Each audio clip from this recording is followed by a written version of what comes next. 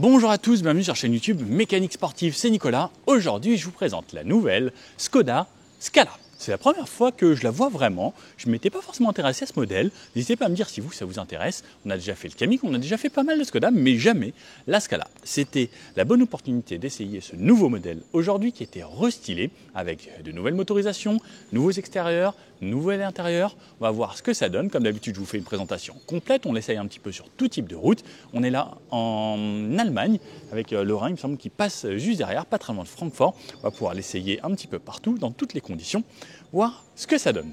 La Scala chez nous, elle est disponible en 3 finitions. Ils ont simplifié les gammes, comme sur le Kamiq qu'on a essayé. On est sur les mêmes essais, donc on a 2 jours pour essayer et le Kamiq et la Scala.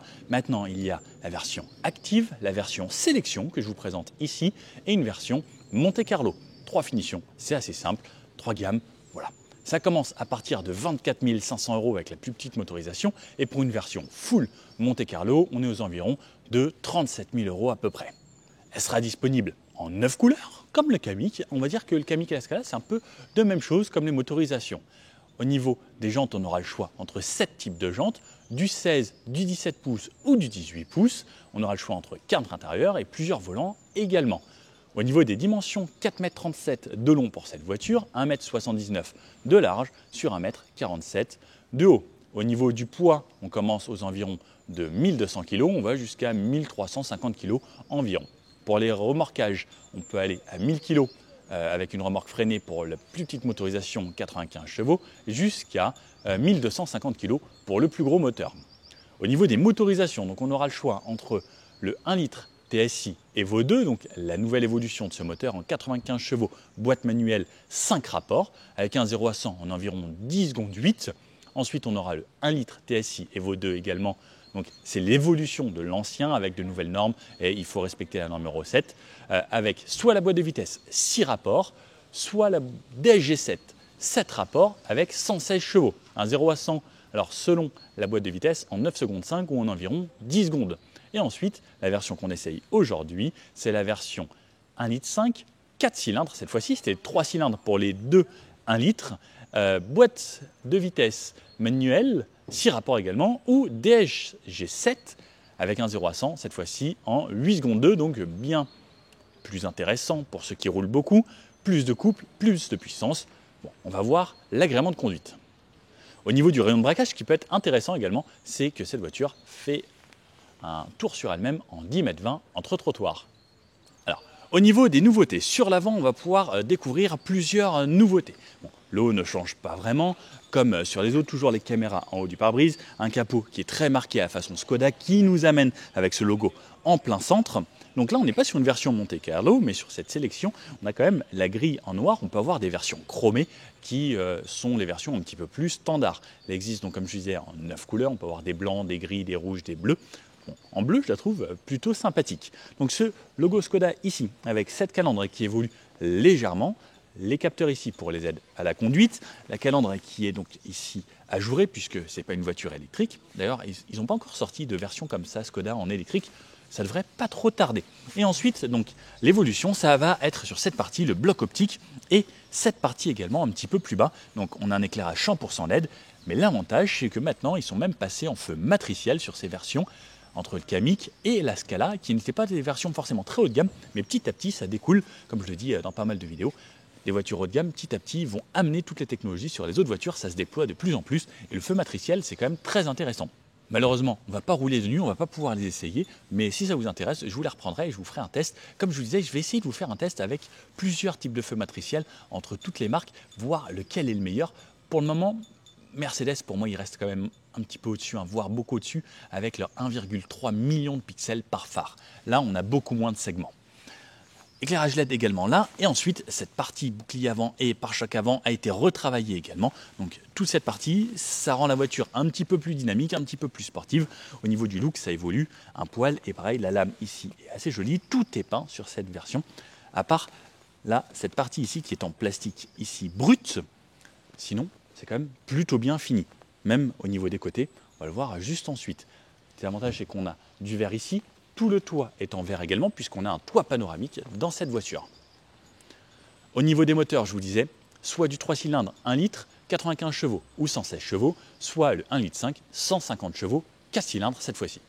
Sur le côté, pas d'évolution particulière, on retrouve clairement la même voiture, les mêmes lignes, toujours un petit peu de chrome ici, des vitres un peu surteintées à l'arrière, des vitres qui sont quand même assez grandes, ça reste assez plaisant d'être à l'intérieur, des poignées type frigo, toujours au niveau du carburant, on mettra 50 litres ici, et l'évolution des nouvelles jantes qui sont arrivées sur cette voiture. Et comme je vous disais, on peut passer du 16 au 18 pouces. Sur la partie arrière, alors je trouve cette voiture assez atypique avec cette partie vitrée qui redescend jusqu'en dessous du Skoda et c'est rare qu'on note le nom de la marque directement sur la vitre. C'est spécial. Est-ce que vous aimez ça, cette partie? Je crois que c'est la Renault Twingo qui fait un peu la même chose, qui redescend assez bas avec cette partie vitrée. Troisième feu stop intégré dans le long béquet ici qui se trouve sur l'arrière avec toute petite partie relevée, l'essuie-glace bien pratique comme j'aime d'habitude. Nouveaux feux arrière également qui ont été un petit peu retravaillés, 100% LED bien entendu. Donc le Skoda avec le nouveau S ici qui amène ce nouveau badgeage. Scala pour le modèle de la voiture, parce que c'est vrai, c'est pas le modèle que je connaissais le mieux. Ensuite, tout est peint sur l'arrière. Pareil, évolution à ce niveau-là, les réflecteurs sur le bas, le crochet d'attelage ici. Et également, nouvelle chose, c'est qu'on a maintenant les portes qui sont motorisées, des coffres. Au niveau du coffre, on retrouve 467 litres ici, donc c'est une voiture qui ressemble un petit peu à un break. On retrouve plein d'accessoires Simply Clever, des crochets sur les côtés, même qu'on peut fixer au top taser ici. On a des tapis spécifiques. Ensuite, on peut ressoulever encore cette partie puisqu'on a un double fond. Lorsqu'on met la plage ici en partie haute, ça nous fait un plancher quasiment plat. Et en dessous, souvent, on a l'avantage d'avoir encore une roue de secours et un cric, ce qui reste quand même un réel avantage. Donc même lorsqu'il est en partie haute, il y a quand même pas mal de place dans ce coffre. Allez, je vais débrancher toutes les caméras ici. Allez, lâche, comme ça. Je sais que vous aimez bien que je me mette à l'intérieur. Hop, hop, hop. Le coffre, qu'est-ce que ça donne? Donc, je garde mon sac avec l'ordi et tout dedans. Et regardez, ça rentre encore bien entendu, sans trop de problèmes. À partir de 400 litres, je rentre assez facilement. Bon, au niveau des courses et des valises, on peut mettre quand même pas mal de choses. Il y a toujours cette petite option qui est très bien, c'est d'avoir le crochet d'attelage qui sort très facilement grâce à ça. Et hop, il faut juste finir à la main ou au pied directement. Mais tous ces petits accessoires sont top, même ce filet c'est tout bête.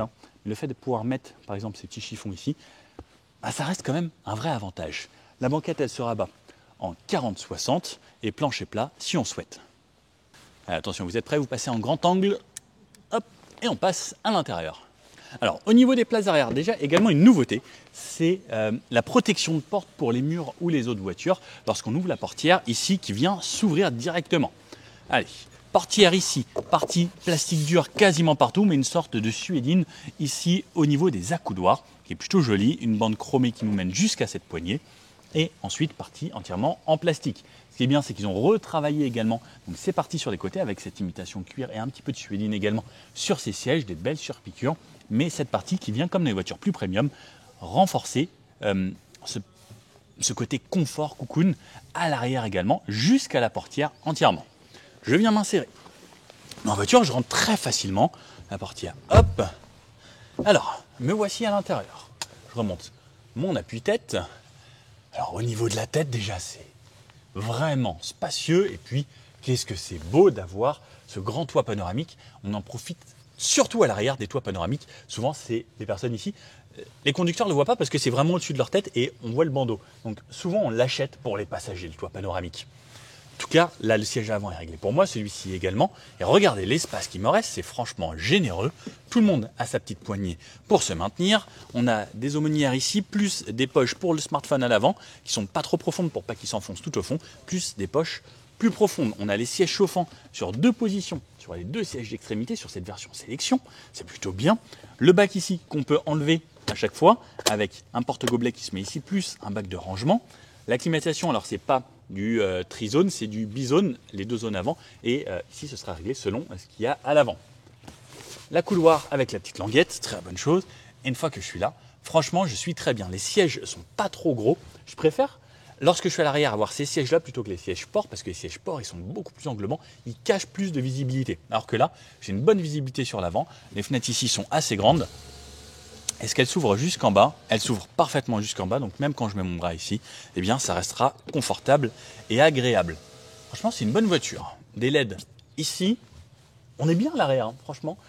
Si vous êtes chauffeur VTC haute, moi qui prends quand même assez souvent des VTC, bah ça c'est bien. Hein. Alors, oui, c'est pas une Toyota Auris ou Prius, mais c'est bien quoi. On est bien. Pensez un petit peu aux passagers, les chauffeurs. Troisième ceinture directement sur la banquette. Comme je vous disais, ça sera en 2 tiers, 1 tiers. Fixation top taser isofix sur ici, ici et à l'avant également. Pour enjamber, donc là, il faut vraiment bien enjamber la place du centre. Alors là, on est sur quelque chose de beaucoup plus ferme, beaucoup plus dur. Donc, c'est dur au niveau du dossier, au niveau de l'assise. On a une assise qui vient pile poil faire à peu près au niveau des os des fesses. Donc, on peut se balader un petit peu. Pas de maintien forcément ici, mais il me reste encore de la place au niveau de la tête, au niveau des genoux, au niveau des pieds. Les rails sont montés bien à l'avant. Et franchement, comme dans le Kamiq, bah, je trouve ça top. Et l'avantage qu'on a, c'est qu'on a quand même de l'espace. Une voiture qui est quand même plutôt jolie, même sur une version entrée de gamme qui commence à partir de 24 500 €. On a toujours les petites options ici avec de quoi mettre son cintre ou accrocher son manteau, sa chemise ou quoi que ce soit. C'est plein de petites options comme ça qui sont cool chez Skoda, comme le lave-glace quand on va lever le capot et on a le petit vase qui se met, le gratte-gratte, le parapluie. Dans certains pays, on a même la brosse pour la neige. J'aime bien qu'ils pensent à tous ces petits détails. C'est des petits détails, mais ça compte beaucoup. Allez, je vous emmène à refaire un petit tour également. On en a une autre version en gris ici avec des journalistes allemands. Petit tour chromé. Et regardez, donc ça c'est vraiment un petit truc que j'adore. Hop, ça vient et ça se cache. J'adore ce truc. Il protège. Hop. Et on l'a à l'avant également. Ah, hop, sauf que là, à l'avant, c'est un petit peu plus bas. C'est vraiment sur l'arête. Cette jolie couleur bleue, ça va très bien. Donc là, on a du rouge par exemple avec le Kamiq que j'ai essayé, que j'échange avec Davy de Voiture Lambda, qui maintenant s'appelle Monsieur Lambda. Il faut le suivre, lui, c'est un bon copain. Il fait des voitures il fait des voitures, des vidéos très quali de voitures. Là ici, donc la nouvelle face avant, les nouveaux feux matriciels. Donc ça, c'est l'avantage également en matriciel, c'est plutôt joli. L'évolution plus le bas. Allez, je vous emmène à l'intérieur. Poignetti frigo, on a bien sûr le keyless avec cette voiture. Donc là, elle sonne parce qu'elle n'est pas contente, elle est démarrée. Donc je vais vite rentrer dedans. Chut, chut, chut. Oui, j'arrive. Papa est là. Hop. Alors, siège 1. Cette fois-ci, moi j'ai un siège ici qui est réglable en électrique. Le passager, par contre, lui, est en manuel. Donc ça recule tout doucement. Et la climatisation, on va couper la clim. Je me disais aussi que ça faisait un petit peu de bruit depuis tout à l'heure. Hop. Alors voilà à quoi ça ressemble lorsqu'on est ici. Le volant. Donc cette fois-ci, sans cette partie, on a 3 volants disponibles. Pareil sur les versions Monte Carlo et autres, on aura le petit badge avec un volant différent. On retrouve toujours les mêmes choses que sur les autres voitures. De ce côté-là, volant chauffant, les commandes, la musique, commande vocale, le volume pour la radio. De ce côté-là, les autres infos et de quoi faire défiler les écrans avec les aides à la conduite et ensuite naviguer de ce côté-là.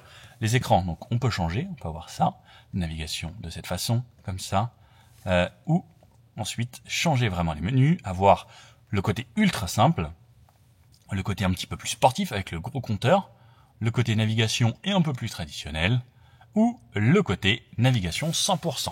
On a des palettes derrière le volant puisqu'on a une boîte DSG7. De ce côté-là, appel de phare plus les feux matriciels, comme je vous disais. On peut mettre plein phare automatique également. Et on a le mode ici avec les feux auto, qu'est-ce qu'on veut, et les anti-brouillards. De ce côté-là, on retrouve la boîte. Et je ne vous ai pas montré la portière au final. Donc sur le haut, moussé.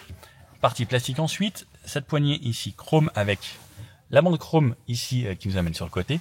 Une sorte d'Alcantara ici. Fenêtre, verrouillage pour les enfants.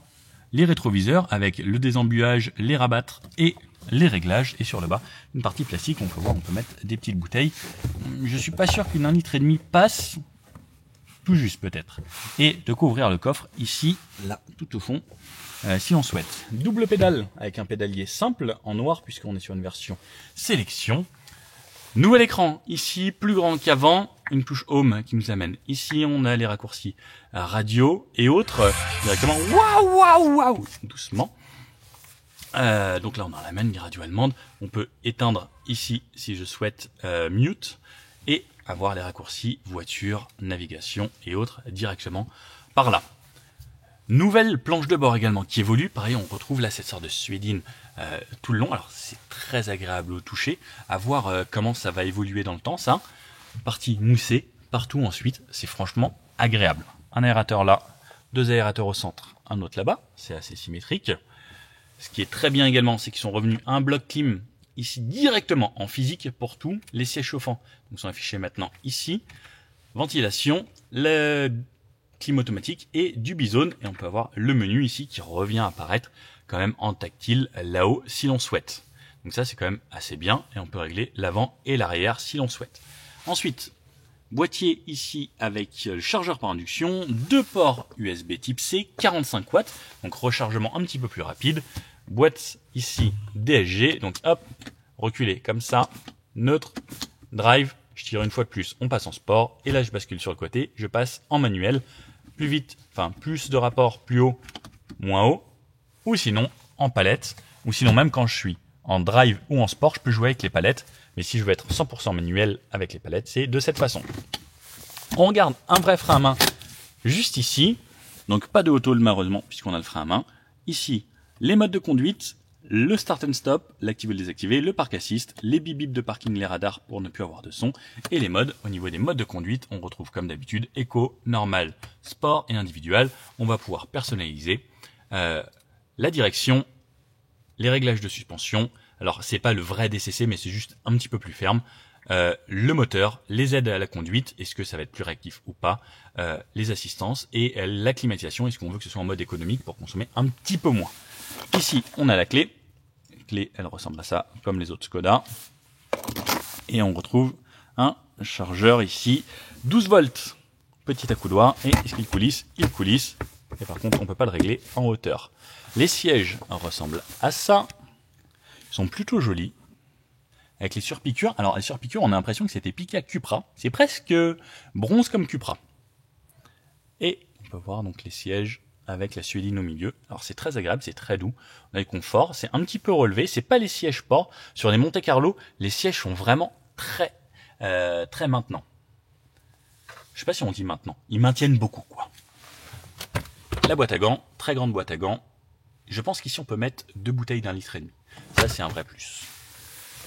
Là, le rétroviseur central à bord fin, électrochrome, et sur le haut, on peut voir donc on a les LED ici. Et je pense que comme on a le toit ouvrant, on n'a pas la boîte à lunettes ici. Et sinon, donc la maintenance et le SOS. À cet endroit-là, on a également ça. Et on peut voir en fait que entre donc cette version Scala et ce nouveau Kamiq, eh bien il y a quand même beaucoup de choses qui se ressemblent. Bon allez, allons essayer cette voiture. Allez, c'est parti. Donc avec cette Scala en boîte DSG7, moteur 1,5 litre, 4 cylindres, 150 chevaux. J'ai demandé à remettre aussi les consommations à 0. Je recheck ça tout de suite. Consommation, sin start, parfait. Hop, comme ça, on va voir un petit peu les consos que ça donne avec cette voiture. Donc là, on part. On va se refaire une petite boucle où il y a tous les collègues. Et on va voir ce que ça donne sur la route. Donc, une direction là déjà plutôt agréable lorsqu'on roule à basse vitesse. On a toujours donc les drive modes, comme je vous disais, avec le mode éco, normal ou sport. Je vais commencer en éco, tiens. Moi j'aime bien le mode éco qui permet de rouler de façon beaucoup plus soft. Là, il y a des trous. On sent qu'on a une certaine fermeté, toujours une sorte de rigueur un petit peu comme les Allemandes. Mais avec quelque chose qui reste quand même encore assez précis. Hop, on a des collègues partout avec plein de Skoda. Je trouve ça cool à chaque fois. Allez, on part ici, là c'est en descente, donc ça va être plutôt cool. Les rapports se passent très vite. Je connaissais pas du tout ce coin de l'Allemagne. En fait là il y a le fleuve qui passe, très joli. On a une belle vue, je savais pas qu'ils faisaient également du vin avec les vignes qu'on retrouve là. Donc là on a pas mal d'anomalies là sur la chaussée. La suspension filtre plutôt bien. La voiture s'appuie un petit peu sur le départ. Les prix de l'essence sont toujours aussi chers. Ah, quoique, ah non, c'est le même prix que chez nous. À peu près. 2-3 centimes près. Je pensais qu'en Allemagne c'était peut-être un petit peu moins cher, mais non. Allez, ici on est prioritaire. Pour la ville, bon, tous ces types de voitures, hein, maintenant ça reste bien. Le fait que ce soit une boîte automatique, ça reste un avantage. Elle est quand même un petit peu longue. Au niveau du gabarit, c'est pas très large par contre. On peut se faufiler assez facilement partout. Et puis là, dans ces petits villages allemands, c'est assez sympa. Hop, où est-ce qu'on va passer? Par là.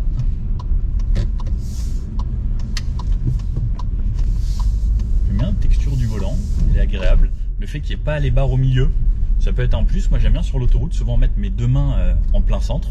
Donc là ça sera bien. Oh, une aisselle, une ancienne très vieille aisselle. En mode éco, les rapports passent tout le temps en dessous de demi-tour minute. En mode normal, ça essaye de faire la même chose. Après c'est selon votre pression sur l'accélérateur. Moi je trouve le mode éco plutôt intéressant. Après on peut rouler en mode normal. C'est pas gênant. Et d'ailleurs quand on est en mode éco, je viens de voir ça. Je ne savais pas, mais quand je suis en mode éco, le bouton mode est allumé. Alors qu'en mode normal, il n'est pas. Et en mode sport, il est allumé aussi. Ok, intéressant. Alors ça, je viens de le découvrir. Je trouve ça assez intéressant. Donc on va passer en mode normal. On passera en mode sport tout à l'heure peut-être sur l'autoroute. Parce qu'on a un petit bout d'autobahn normalement. On va voir ce que ça donne. On a des belles petites routes entre les vignes ici. Je connaissais pas du tout. Elle s'appuie un petit peu. Alors c'est pas méchant. Faut juste le savoir. Mais le comportement a l'air sympa. En mode sport, il y a une petite réponse différente sur la suspension. Alors c'est pas une vraie suspension pilotée qu'on a. Sinon il faut passer sur les modèles supérieurs. Ce sera le Karoq et qui lui aura le DCC avec une vraie suspension pilotée. J'ai décidé de faire demi-tour et de me le faire en montée, voir ce que ça donne également. Ce petit village et ces petites routes dans les vignes. On va passer en mode sport un petit peu tout de suite. On va voir ce que ça donne. Alors, elle me tombe les rapports tout de suite en mode sport. C'est plus dynamique. C'est assez agréable. Hop. Alors, c'est pas forcément un comportement sportif. Pareil au niveau de l'accélération, alors ça marche suffisamment. Mais c'est plus une voiture qu'on a envie de rouler à la cool, même au niveau du feeling, de la suspension et autres, des maintiens des sièges, de la voiture. C'est pas forcément une voiture qui vous invite à se dire tiens on va rouler vite. On a plus envie de rouler de façon cool et plaisir que vraiment se dire on va attaquer. Mais ça a l'air de quand même plutôt bien tenir la route. Allez, on va se mettre sur une petite route à 80. Je suis resté en mode éco, putain, je me suis dit que ça pouvait être bien. On relance normalement pour aller se mettre à 80 et surtout, ce qui m'intéresse, c'est venir me mettre toutes mes aides. ACC Selected Travel Assist. Travel Assist, moi, c'est l'option que je préfère. C'est donc centrage de voie, un régulateur adaptatif et tout qui va bien. Alors à 80 km/h, je suis à 1800 tours minute. Je me fais conduire, ça c'est vraiment mon option préférée. C'est bien insonorisé. J'entends très peu ce qui se passe à l'extérieur quand on croise des voitures. Ouais, le Rhin est franchement, il est à même pas 1 mètre de hauteur comparé à cette route. L'eau est montée très très haute et on voit tous les arbres qui sont sous l'eau. 80 km/h donc très agréable pour nos petites routes de campagne, ce genre de route extra-urbaine. Je trouve ça intéressant. Donc là il y a un camion par exemple qui vient de s'insérer devant moi. Si je touche à rien, la voiture a ralenti d'elle-même. Toutes ces aides à la conduite, vous connaissez, si vous regardez souvent la chaîne, moi c'est ce que j'aime le plus. Chez Skoda ils sont plutôt bons. J'aime bien toutes les tester. Et je passe tellement ma vie dans les voitures que pour moi c'est un plus, ça me soulage, même niveau fatigue, on est beaucoup moins fatigué que d'être concentré tout le temps à fond sur passer des rapports, ralentir, savoir ce qui se passe devant. Ça permet en fait de me relaxer et juste m'occuper juste de regarder et au cas où reprendre la main. Et ça se passe souvent très bien. Le moteur on l'entend légèrement, il y a un petit ronronnement qui vient du moteur, mais ça reste agréable et souple, surtout avec cette boîte DSG qui est une des plus souples du marché. Elle fait super bien son boulot. Bon allez, je vous reprends sur l'autoroute, voir ce que ça donne à plus haute vitesse. On va faire un petit peu d'autobahn aussi, donc on va voir si on arrive facilement à... Elle est donnée pour combien celle-ci? 220 km/h. On va voir si ça y va, parce que c'est pas tous les jours en France qu'on peut faire la VMAX. J'ai pris avec la Kamiq, lorsqu'on était venu à cet endroit-là, 200. Ça y allait assez bien. On pouvait y aller encore un petit peu, mais j'avais pas tant de marge que ça, il pleuvait en plus. Donc 200 sous la pluie, ça passait bien déjà. Bon, pour le moment, j'ai une moyenne à 5 litres. Alors, mince, ça a disparu. Selon les modes, ça m'affiche, selon les modes, c'est enregistré. Donc 4 litres 9 de moyenne depuis le début. J'ai fait pas mal de routes à 80. Là, on a dû faire 10 minutes à 100 km/h à peu près. Et c'est pas déconnant, 4 litres 9. Donc là, on va remonter. Normalement, ça devrait être un bout à 120 ici. En Allemagne, c'est 120 souvent. Allez, je relance. Alors, ça me met 130 ici, elle détecte. Alors, c'est 120. Ce qui est bien, c'est qu'elle lit les panneaux, elle connaît la cartographie. Par contre, là, elle a mis 130. J'espère qu'elle va lire le panneau et se mettre à 120. 120, c'est bon. Donc, elle lit les panneaux, elle sait lorsqu'elle est sur l'autoroute et autres. Donc, c'est quand même plutôt pas mal. Toujours le Travel Assist qui roule. Elle s'est repassée à 5 litres au 100. En instantané, ça va. C'est correct. Bon, ça ralentit un petit peu devant. Je vais doubler pour mettre voie de gauche et donc me faire comme si on était sur l'autoroute réellement. Donc là, c'est un goudron qui est un petit peu bruyant. On va voir ce que ça donne. Elle réaccélère correctement si elle a besoin, même pour s'insérer avec les aides. Et en espérant que devant, ça avance un petit peu mieux pour qu'on puisse se mettre à 120. Et je ne sais pas si sur cette autoroute, il y aura des bouts où ce sera illimité. Ce matin, il y en avait. Donc là, je reçus un autre chemin. C'est plutôt agréable. Là, je suis à 120 km/h en 7e rapport. En 7e rapport à 120, je suis à 2200 tours minute. C'est plutôt agréable. Donc là, on est sur un goudron qui fait quand même pas mal de bruit. On va repasser sur un goudron noir tout à l'heure, j'espère. Parce que ceux-là, ils sont vraiment abrasifs. Vous savez, c'est ceux qui sont un peu mélangés avec du ciment, on a l'impression. Et on les entend pas mal. Ah ouais, c'est bon. On arrive sur une zone illimitée ici, 120. Donc on a la zone barrée, ça veut dire qu'en Allemagne on a le droit de rouler à la vitesse qu'on veut. Donc ce que je peux faire, c'est passer en mode normal et rouler un petit peu plus vite. Bon, on va augmenter forcément les consos, mais on peut voir surtout qu'avec ce genre de voiture on peut rouler vite. Là je suis à 165, 170. Ça reste hyper stable. D'ailleurs tiens, je suis curieux, jusqu'à combien vont les aides à la conduite? 210, ok, je pense que ça doit être une règle en Allemagne, parce que je peux mettre mon Travel Assist jusqu'à 210 km/h. Il me semble que chez Porsche c'est 210 aussi. Donc à mon avis, ça doit être une règle qui dit que tu peux pas avoir les aides à la conduite au-dessus de 210 à mon avis. Bon là pareil, on est à 144. On a un petit peu de bruit du vent, un peu de bruit de roulement, mais c'est toujours un vieux goudron. Dommage ici. On est plutôt bien dans cette voiture, franchement. Moi j'aime beaucoup les Skoda, je trouve que c'est le très bon compromis. Et même là on est à 140, les bruits d'air sont relativement bien contenus.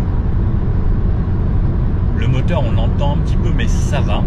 J'ai l'impression qu'on l'entend moins que dans le Kamiq. Et donc là par exemple devant ça roule, on est à 150.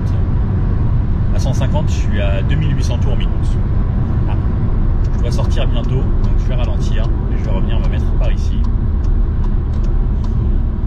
Ça roule bien. C'est beau l'Allemagne, qu'on puisse rouler comme ça un petit peu de temps en temps. Allez, ici on peut rerouler. On va déboîter. On essaye de se faire une petite pointe, pied plancher. On va voir ce que ça donne cette voiture. Il y a une ligne Kenco qui me suit. Allez, 160, 170, toujours hyper stable. 180, 190. 200.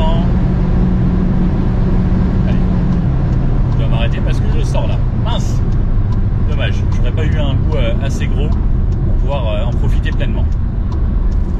J'aurais bien aimé, malheureusement, il fallait sortir ici. En tout cas, on peut voir que même à 200, ça y allait bien. On entend le moteur qui dit bon, allez, je vais donner ce que je peux. Alors, c'est pas sportif. 150 chevaux, c'est largement suffisant pour le quotidien. Pour la ville ou autre, pour les petites routes de campagne, ça relance bien. C'est agréable au quotidien.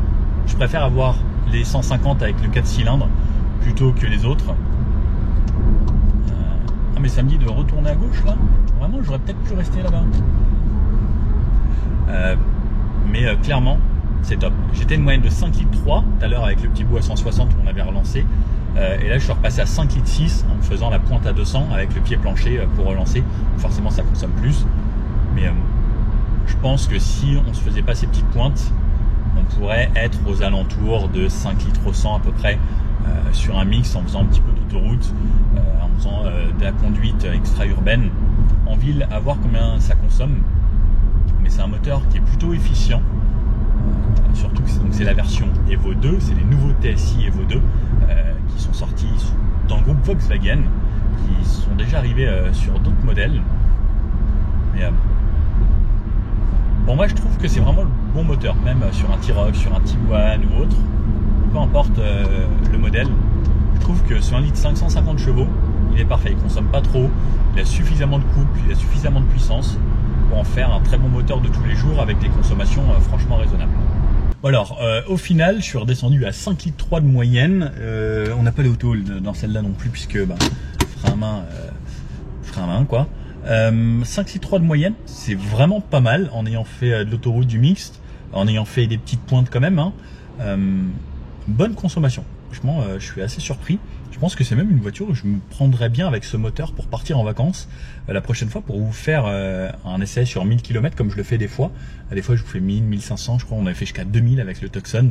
On avait traversé toute la France. Et ouais, c'est pas une hybride. Ça coûte moins cher qu'une hybride. Et au final, ça consomme quand même peu. Alors oui, avec une hybride, on aurait fait mieux. Peut-être, quoique, parce qu'on a quand même fait des grosses accélérations et autres. C'est pas déconnant. Moi, j'aime bien. Bon, allez, petit débrief. Et test rayon de braquage. Hop. Ouais, c'est pas mal. Ça y va plutôt bien. Navigation. Voilà. Juste, alors j'en ai juste un souci, je sais pas, peut-être un réglage à faire. Mais des fois, en fait, il change, il affiche des options. C'est pas trop tentant. Et on a un éclairage. Pour ceux qui ont vu très rapidement là, un petit éclairage blanc qui était illumineux. Voilà. On a tout ce dont on a besoin, on va dire. Bon alors cette nouvelle Scala, pas forcément de grosses révolutions sur cette voiture, c'est des petites améliorations qui font du bien, une mise à jour comme on pourrait dire. L'avantage avec les feux matriciels, c'est que c'est un vrai plus pour sa sécurité et également on voit beaucoup mieux, c'est un confort au quotidien. Au niveau de l'intérieur, ça reste toujours très bien et franchement chez Skoda j'ai l'impression qu'on passe presque au-dessus des autres marques du groupe. Des fois je me dis ils font quand même assez fort. Ça marche plutôt bien la Scala, je suis content de l'avoir essayé. N'hésitez pas à me dire ce que vous en pensez de cette voiture. Est-ce que c'est un modèle que vous connaissiez bien ou est-ce que c'est un modèle que vous envisageriez? C'est plutôt sympa. Pour une petite famille, on a de la place à l'arrière, on a un peu de place dans le coffre. C'est pas forcément le plus volumineux de tous, mais c'est pas mal. La couleur, c'est joli. Cette finition, je pense que c'est le bon compromis. La Monte Carlo a un côté peut-être un poil plus sportif à l'intérieur pour ceux qui aiment ce côté plus sportif avec des sièges qui maintiennent très bien et autres. Je pense que ça, c'est le bon compromis. Ouais. C'est la bonne alternative avec ce moteur. C'est le moteur que je conseillerais personnellement puisque je le trouve quand même beaucoup plus agréable. Le fait que ce soit un 4 cylindres, le fait également qu'on ait plus de puissance, plus de couple, ça reste plutôt pas mal. Bon, n'hésitez pas à me dire, vous, quelle version vous tenterez, quelle motorisation. Et puis s'il y a d'autres véhicules de la gamme Skoda qui vous tentent, vous me le mettez dans les commentaires et on fera tout notre possible. Il y a d'autres petites surprises aussi qui arrivent avec Skoda très prochainement. Ouais. Le petit pouce bleu comme ça, je compte sur vous. N'hésitez pas à vous abonner et puis je vous dis à bientôt. Ciao!